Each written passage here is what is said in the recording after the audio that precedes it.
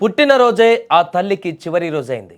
అభం శుభం తెలియని ఆ నిండు గర్భిణి కరెంటు మహమ్మారి కబలించింది. ఓ పక్క ఒక బిడ్డకు అమ్మ దూరమైతే కడుపులో ఉన్న మరో బిడ్డ ఈ లోకంలో కళ్ళు తెరవకుండానే అమ్మతో పాటే వెళ్ళిపోయింది.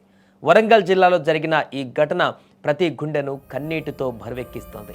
నర్సంపేటకు చెందిన ప్రత్యూష 7 నెలల గర్భిణి. ఎప్పటిలాగానే ఇంటి పనులు చేసుకుంటూ ఆవరణలో ఉన్న ఇనుప తీగ పైన ఆరవేసిన బట్టలు తీయడానికి వెళ్ళింది. కానీ ఆ ఇనుప తీగలో మృత్యువు విద్యుత్ రూపంలో పొంచి ఉందని ఆమెకు తెలియదు.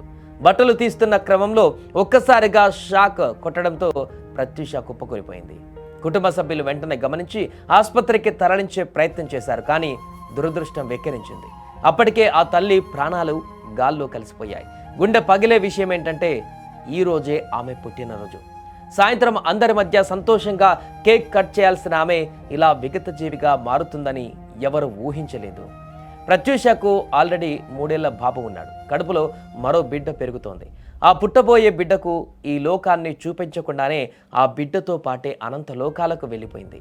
అమ్మ కోసం ఏడుస్తున్న ఆ 3 ఏళ్ల పసివాడని చూసి ఊరంతా కన్నీరు మున్నీరయింది. అసలు ఇనుప తీగలకు బట్టలు ఆరేయొద్దని ఎంత చెప్పినా చిన్న అజాగ్రత్త 2 ప్రాణాలను బలికొంది.